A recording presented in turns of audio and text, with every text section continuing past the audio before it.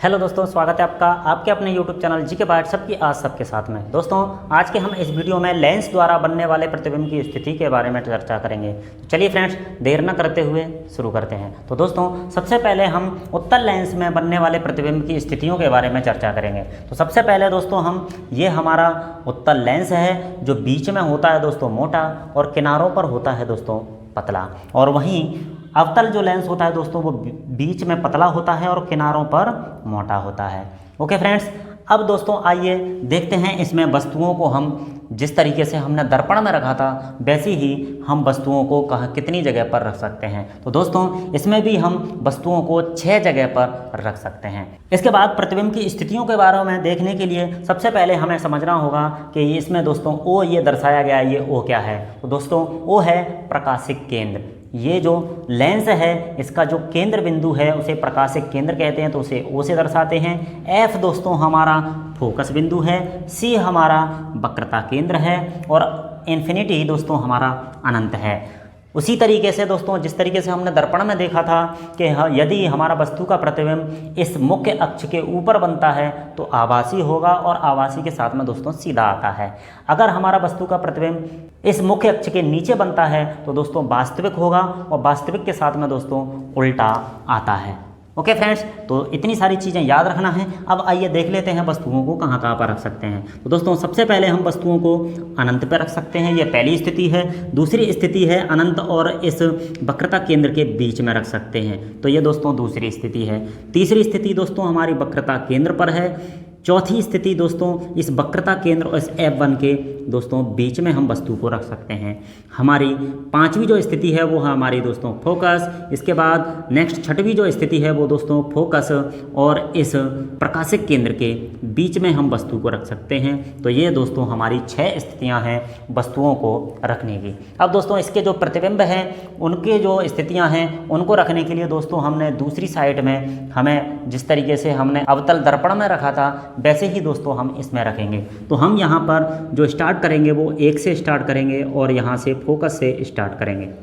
Number 1, इसके बाद इस F2 और C के बीच में दोस्तों ये हमारी दूसरी स्थिति हो जाएगी प्रतिबिंब बनने की। तीसरी स्थिति हमारी दोस्तों वक्रता केंद्र वाली यानी ये C वाली स्थिति हो जाएगी। और चौथी दोस्तों हमारी स्थिति हो जाएगी C और अनंत के बीच में, ये हमारी चौथी स्थिति। पांचवी स्थिति हो जाएगी दोस्तों हमारी अनंत पर, और दोस्तों छठवीं स्थिति हो जाएगी उसी तरीके से हमारे इस लेंस के पीछे। ओके दोस्तों, तो ये हो जाएगी हमारी छठवीं स्थिति।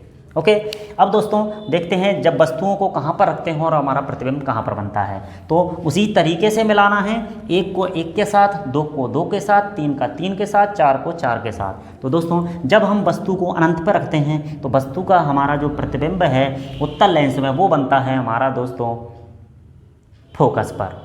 ओके, यदि हम वस्तु को इस अनंत और इस वक्रता केंद्र के बीच में रखते हैं तो हमारा जो वस्तु का प्रतिबिंब है वो F2 और C के बीच में बनता है।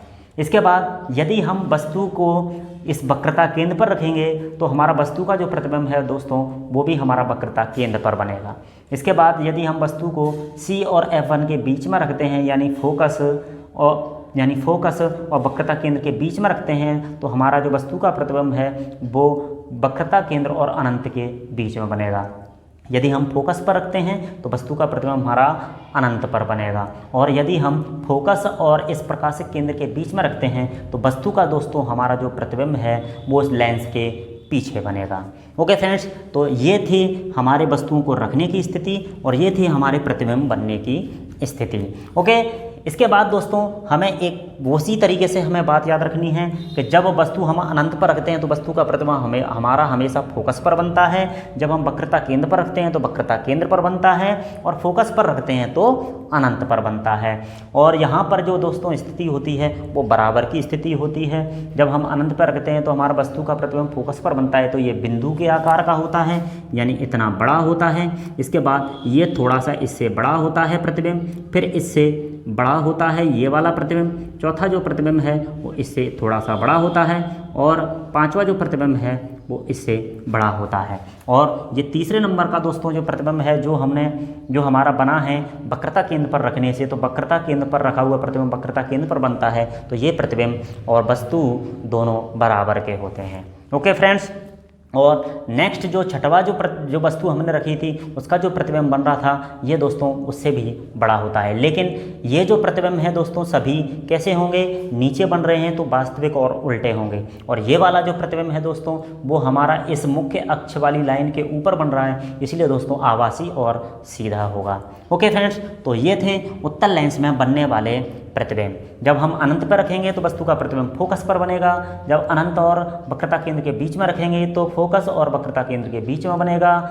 यदि हम वक्रता केंद्र पर रखेंगे तो वक्रता केंद्र पर बनेगा, वक्रता केंद्र और फोकस के बीच में रखेंगे तो वस्तु का प्रतिबिंब वक्रता केंद्र और अनंत के बीच में बनेगा। यदि हम वस्तु को फोकस पर रखते हैं तो हमारा वस्तु का प्रतिबिंब अनंत पर बनेगा, और फोकस और इसके बीच में हम वस्तु को रखते हैं यानी प्रकाशिक केंद्र के बीच में रखते हैं तो वस्तु का प्रतिबिंब लेंस की दूसरी साइड बनेगा जो वस्तु से बड़ा होगा, आभासी होगा और सीधा होगा। ओके फ्रेंड्स, इसी तरीके से यदि हम उत्तल लेंस में वस्तुओं को देखते हैं तो देखें तो हम दो जगह पर वस्तुओं को रख सकते हैं। वो कौन कौन सी स्थितियां हैं दोस्तों, सबसे पहले वो है अनंत। जब हम वस्तु को अनंत पर रखते हैं तो हमारा वस्तु का प्रतिबिंब दोस्तों कहाँ पर बनता है, फोकस पर बनता है। तो ये तो हमेशा मैंने आप लोगों को याद करा ही दिया है। इसके बाद दोस्तों नेक्स्ट जो दूसरी स्थिति है वो है दोस्तों इस प्रकाशिक केंद्र और इस अनंत के अगर हम बीच में किसी जगह पर हम वस्तु को रखते हैं तो ये हमारी वस्तु के रखने की दूसरी जगह है।